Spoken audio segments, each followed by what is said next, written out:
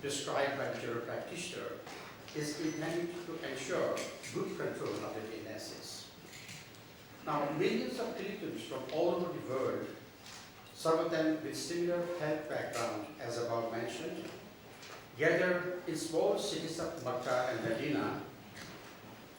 For several weeks, they live and worship in overcrowded conditions, shoulder to shoulder with each other, and that further increases the risk of spread of infectious diseases, particularly those of the respiratory system. The British pilgrims are therefore exposed to all these conditions as well. As and when a British Hajj pilgrim gets infected, his hitherto well-controlled illness gets out of control, I should say. And in addition to that, the pilgrim has to travel several miles each day to fulfill the requirements of the various religious rituals in connection with Hajj. This factor further worsens the condition of the old and infirm in particular. These statements are based upon several decades of my personal involvement as a general practitioner with such pilgrims on the return in the UK. In addition, I was also personally involved in the healthcare of the British pilgrims during the Hajj 2001 as a voluntary general practitioner for 4 weeks in the then British Hajj delegation to Saudi Arabia. The World Health Organization and the government of Saudi Arabia are now strongly advising that Hajj and Umrah pilgrims should be made aware of these potential risks of contracting various infectious diseases during this pilgrimage, and the relevant preventive measures must be taught to them. This should ideally be done in the countries of their origin. We, the ABH, have therefore been continuing these vital services to the community on an ongoing basis. We have always been collaborating with the Department of Health and Infectious Diseases to particularly target the vulnerable groups who are currently underprovided through either the language barrier or other reasons. There is abundant accumulated evidence that a large majority of British pilgrims experience significant difficulties and problems due to language barrier and consequent ignorance and lack of awareness of pre-travel health and safety precautions.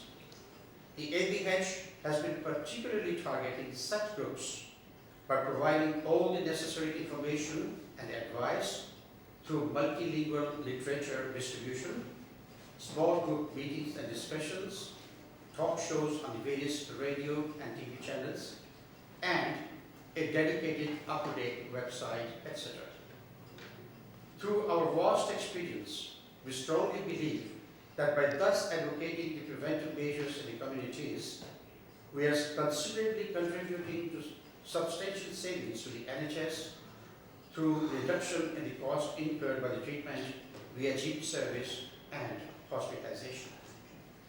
To quote one example, I sadly recall the outbreak of meningitis in the UK through British Hajj returnees in the year 2000, which most tragically resulted in 20 deaths.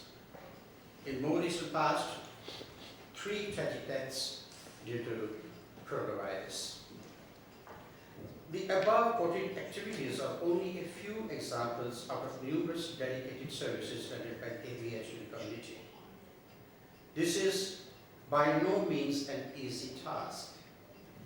Through its tireless efforts and ongoing experience with the community in diverse fields over the past 15 years, we are reasonably confident and optimistic about the achievement of our various targets.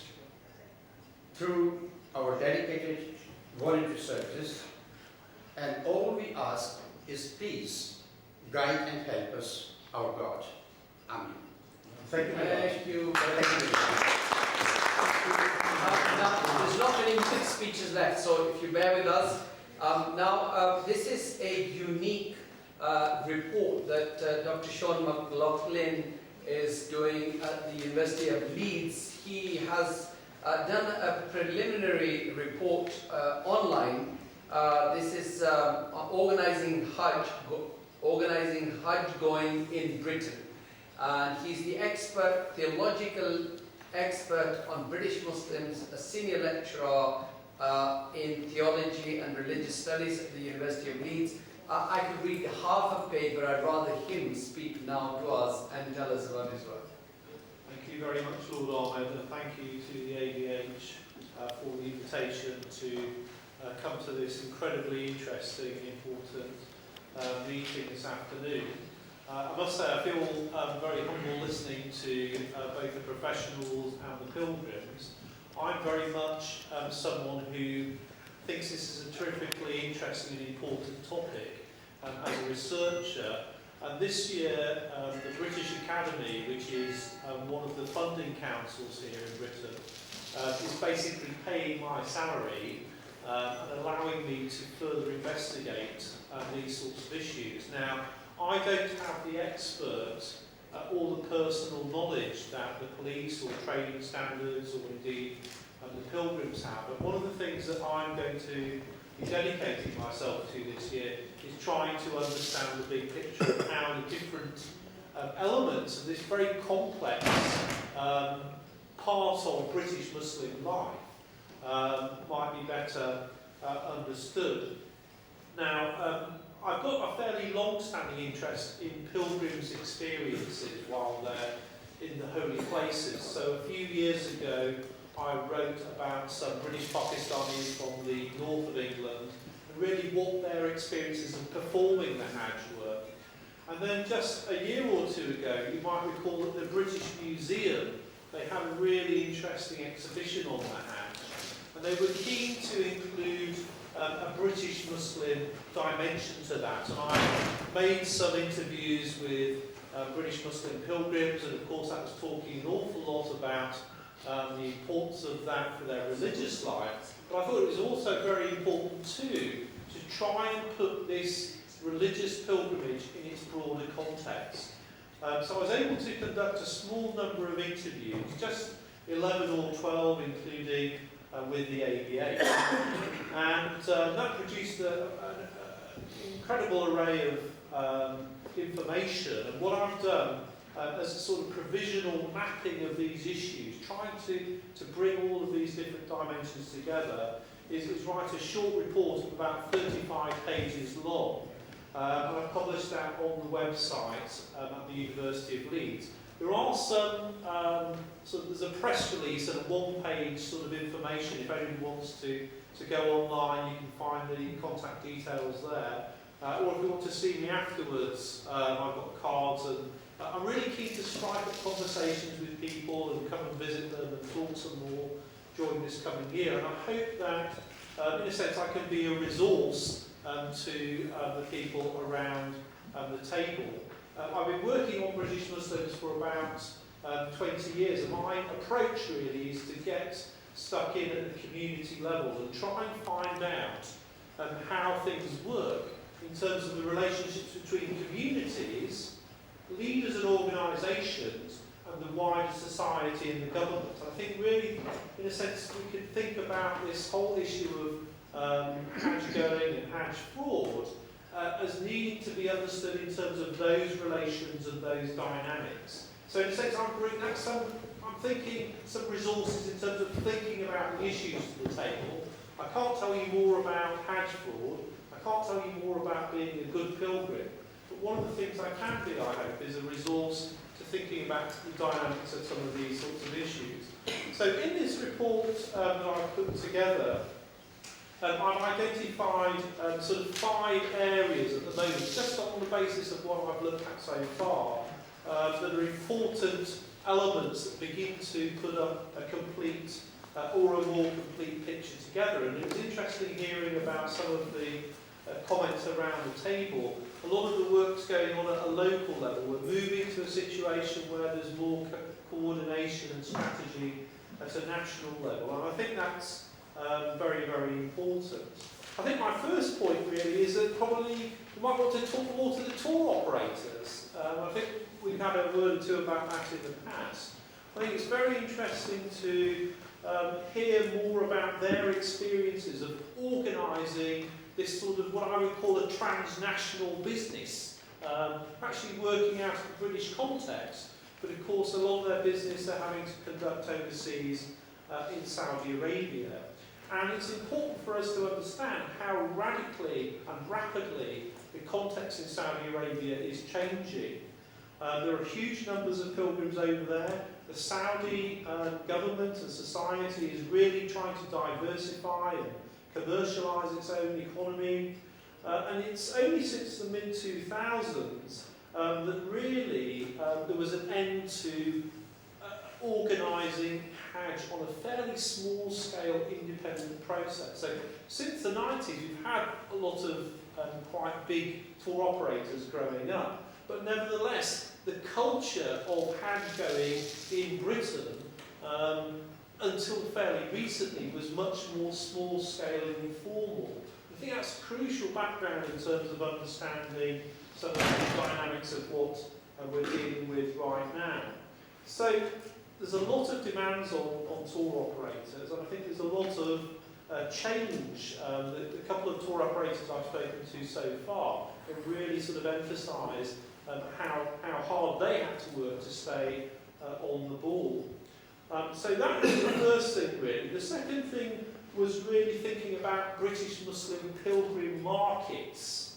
And again, it perhaps feels uncomfortable to be thinking about Hajj going in those terms, but it really sort of tells us a bit about the profile of British Muslims as a community.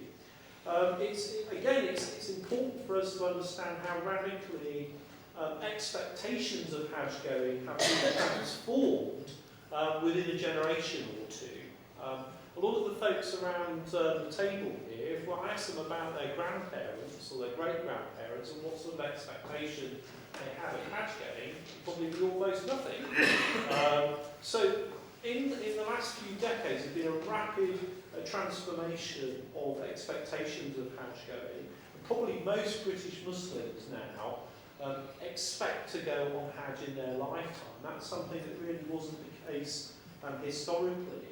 And I think also, of course, the quota or the absence of a quota as a constraint, that's been important in the past. If you want to go for Hajj, if you can gather resources, then there's a good chance of going. Also, we see a lot more young people who are interested in going on Hajj now, perhaps using it as a way of starting their adult life rather than something that's just for the end of life. In terms of these markets, there are both premium and sort of more good value or no frills and sorts of experiences out there. And we can really look closely at how those different parts of the market, I think, produce different sorts of cultures. And it might be that together with the unusual structure of the Hajj industry in the UK, with the various sub-agents and touts and so on and so forth, that can be an important way into understanding some of the dynamics of why Hajj fraud might occur. I think we've heard an awful lot about Hajj fraud today, and as I say, that's not my area of expertise. So I think my final point really would be to emphasise the important relationships between British Muslim organisations and UK government and civil society. So in a sense we've got the pilgrims, we've got the tour operators, we've got the Saudi authorities, but then the other two players, the other two constituencies here, are the British Muslim organisations and the UK government and wider society. And while of course the UK government doesn't want to control British Muslim pilgrimage, it has that sort of wider responsibility. And there's a sort of big question of debate about how some of these things are taken forward. how we can use the organisations more effectively. And of course, there are lots of different networks that are overlapping to actually get messages out there effectively and on a national basis. And then coming back to the tour operators, is there any will there for them to organise and coordinate on a grander scale? Because I think there's some tensions there between these different constituencies and how these issues are best taken forward. So thank you very much. Thanks for listening. If you're interested in hearing more, I'll be happy to come and visit you later in the year. Can you present your report to Lauren? Of course. Steve. Steve, Baroness, and then we can hold the photograph purposes. Baroness, you stand here. Just here. You want to Steve for the photograph, and then Dr. Sophie. There you go. That's the initial report here. There you go. Bring on the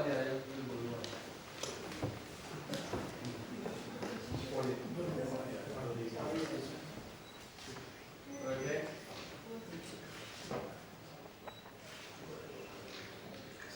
Okay. 1, 2, 3.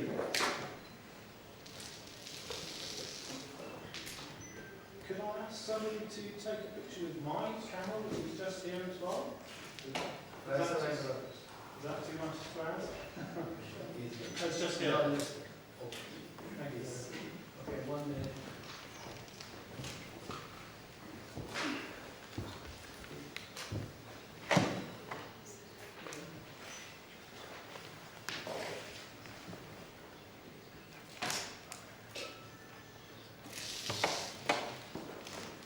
Okay, thank you.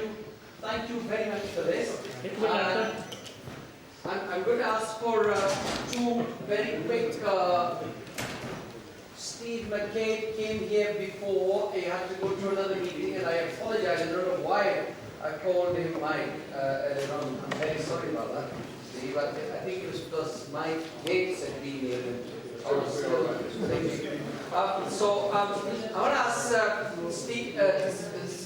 Steve basically to say a few words. Baroness has been, and then Pervez Khalid Pervez to say a few words at the end. The floor is yours, Steve. Well, thank you very much. One of the problems of coming to a meeting and going out for an hour is almost everything that you thought you would say has probably been said while you were gone. So I apologise for the repetition. Look, let me just say some very basic things. I have obviously known about the work of the association for a number of years. Been very happy to be involved with it. You have a very active champion here in Khalid Pervez, who also happens to be my constituent, so if there's any danger I may forget, he's quick to make sure that I don't, and very welcome that is. There are 2 things that I really want to mention, and I think you may have been touching on them just as I arrived by. We should be grateful that there has been such progress with Birmingham trading standards, because I can remember in the early meetings when people were saying, what is this? Why can't we get any attention at all? Now, I don't know what the position is around the rest of the country, but I wonder if there is some scope with trying to take the model from Birmingham trading standards and see if it can be spread a bit wider. And I think there may be some value in the association, and maybe some of the parliamentarians or both houses contacting some other trading standards and saying, look, there is a model here that can be of greater use, and I would certainly be keen on that. I personally have also always favoured some kind of accreditation scheme for the companies that operate. Now, I realise these things are fraught with some difficulty, but I mean, if you think of the power of the mosques think of the power of your own association, there could well be some merit in trying to get the tour operators who are going to run a decent service to actually become part of an accredited organisation. It wouldn't solve every single problem, and obviously we do see examples of accreditation breaking down, but it does seem to me at the moment the recurring message is that this is an area that's ripe for exploitation for people who have a mentality to find the vulnerable and exploit them. That's what we see all the time.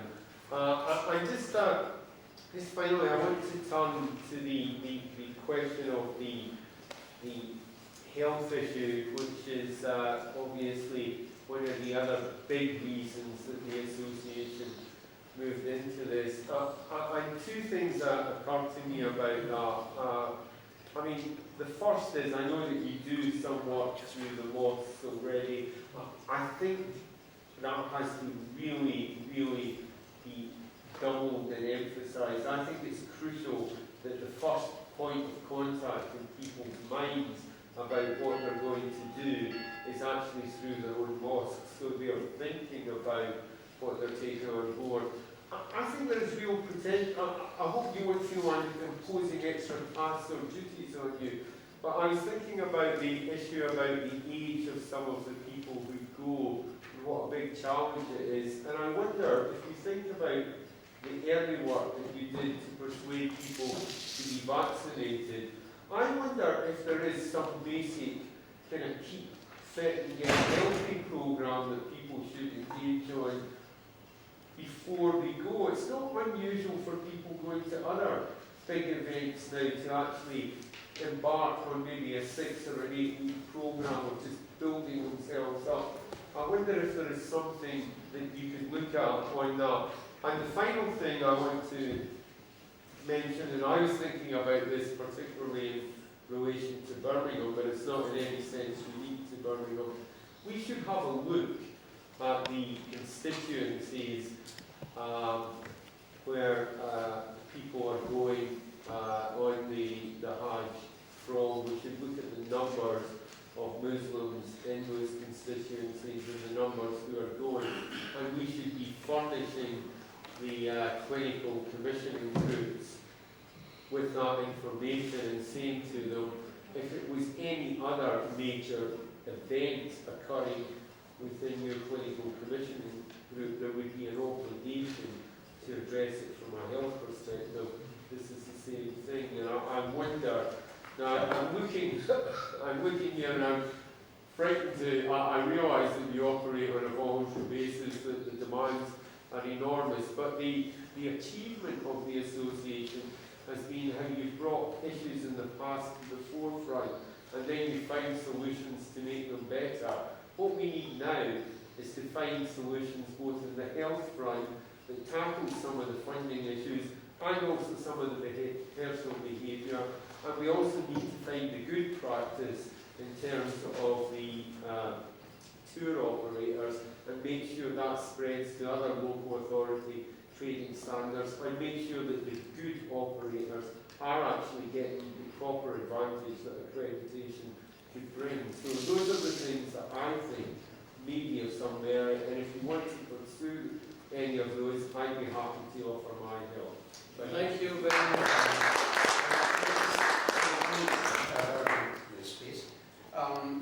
Thank you very much indeed for your very kind advice and words. I would simply and briefly like to mention here that during the pre-Hajj seminar which we hold for the prospective pilgrims, one of the fundamental advice is that at least 2 to 3 months before, they should, that is before they depart from here for Hajj pilgrimage, they should embark into a regular exercise. And the commonest exercise which the World Health Organization recommends, and we professionals thoroughly back it, is brisk walk for 2 kilometers in 18 minutes. This is something which you don't have to embark on the day one. to sort of gradually taxi like the aeroplane and then take off as your body permits. So kindly bear that in mind. Don't try to do it on day one. Your body will just be able to tolerate that.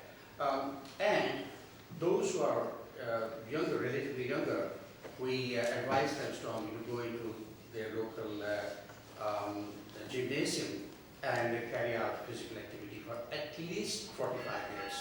Again, recommended by the World Health Organization. So these are some of the fundamental basics which from day one I've been talking about during the pre-Hajj phase of creating the welfare, awareness amongst our Christians. Thank you very much. Thank you very much. And I've really got only 10 minutes because otherwise, I'll be thrown out of the room.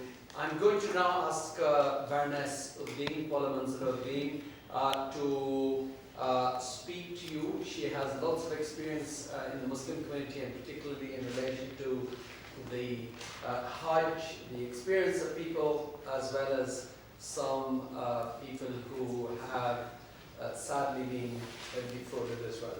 Baroness Uddin. Assalamu alaikum, distinguished members of the ADH, and good afternoon to our guests. Thank you very much, first of all, to my brother Lord Ahmed for all the years of work that he has done, very diligently and dedicated actually to this issue. So I'm really pleased to be here. Just a very few minutes because we don't have very much time, but I've been aware of what's gone on, particularly in Taham and Newham. And over the years, I have had a number of complaints which I've sort of passed forward to other people and more relevant people. And I've also alerted the Saudi embassy and the ambassador over the years. I'm really pleased that the success that has been talked about by the chief inspector there. I'm assuming that it was almost luck that one person had defrauded so many individuals that you were able to tackle so much of the miseries all at once. But that's not the experience of vast numbers of people. There are pockets of individuals who've been hurt and prevented from taking part in this journey. Even last year, I talked to a number of families, particularly women. The devastation is so intense because it's so close to the time when people are going to have that they often then, because they hold on to the last second of hope that they're going to go and they, and it hasn't happened. My only point, everything has been said, and there's nothing I can add to what's been said already. My only thing that I was thinking about is the police are doing so much, and so is Straight Standard. I have not seen anything about there's been awareness campaign about this kind of reporting, and my only small contribution to this discussion could be is that we a lot of people are booking Hajj a year ahead. They're starting to pay small amounts of money to the operators. So it would be really helpful to have the police and the trading standard and some British association of British Reserve cooperating and putting out an advert saying about some of the issues on particularly the minority channels. And none of the Bangladeshi channels are present here, and I'm really sad about that because very large numbers of them have also been defrauded and given all the examples. So I would really urge that there is some kind of a collective addressing of this issue, and that I know that your association has already been given a huge amount of responsibility added. More and more is being asked of you. And I think the point that Lord Hunt has made about extending your work is a really important one because during Hajj period, diabetes management is a very difficult issue. And during Ramadan period, it's a difficult issue. So I hope that you will take up that challenge because he was clearly indicating there may be some resources. So grab him while you can and quickly as possible. But I would really urge you, your consideration, the police's consideration, and certainly I think both of us should be speaking to Toby Harris again, if he's still holding that post, to make sure there's some kind of ad going out to these channels as soon as possible, really, to alert people not only about the possible fraudulence of individuals, but also what responsibility they carry when they're booking. I mean, we all have smartphones. People can just simply photograph that incident or handing over the money. There's a number of things. I'm sure you are more expert at it than I or anyone else. But that we could suggest. It could be very few, very brief words. But I think it really help alleviate the distress. It is utter devastation that is caused by any one incident. And so if you culminate a number of incidents over the country, it must be absolutely huge. So anyway, I pay tribute to the hard work and your dedication. And thank you for allowing me to say a few words. And of course, we're all here to do everything that we can to make sure that it doesn't happen again. Thank you so much. Thank you. Syed Bahram, National Coordinator for National Association of Metropolitan Police, is it, or NAMP? Dave, young man. Well, thank you very much, distinguished guests.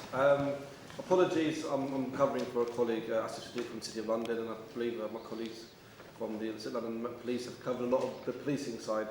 I just want to emphasise a bit of the work that the NAMP that we can do. We have got associations around the country, and it's made up of police staff, police officers. The good work that's done by my colleagues has been circulated to the communities, and I feel NAMP, the way we are, we're here to assist in the best way we can. We hold the conduit to the communities and to the police, so please, we're really glad to be invited here and be able to have the opportunity to speak here. But working with the communities and the organisations here, we're more than happy to get involved, and using our links with the community and organisations and using our networking skills, we're glad to help out and see what we can do. So thank you for that. Thank you. That was very concise. Now, I want to give your final word if Khalid Pervez. Sorry. All right. I want to give you the floor. No, you don't want to speak. Okay then. So let me express my gratitude to all the members of Association of British Hujjaj, all the visitors who've come from around the country to make this meeting successful. Sadly, again this year, we've had many people that have been defrauded. Sadly, we've not been able to talk about the constructive work. Yes, Sorry for interrupting. Can I just say this is the first time I've been to one of your meetings. I've heard about your organisation in the past. I'd like to say it's good to hear that you raising awareness. Your organisation is doing a lot of work, led by yourself and Brother Khalid. I would really appreciate if we could work together as a stakeholder. That point has been made, brother. Yeah. Thank you very much. And I congratulate you on getting everybody together. Thank you very much. A councillor must have his last word, that's why. But just to say, thank you for coming. This issue's not gone away. I would rather the Association of British Hujjaj working towards facilitating and making the Hajj and Umrah and the pilgrims' journey easier. But sadly, we've been discussing, Maulana Ismail Saab, some of the fraud that has happened with yourselves and many others. But let's hope, by raising this awareness, by coordinating with the police and with the trading standards, with members of parliament, with all the agencies and people who've been here, let's see if we can try and minimize and eliminate eventually this fraud and make this journey the most beautiful experience in life, and which it can be and it should be for every British citizen who goes for Hajj every year. Thank you very much.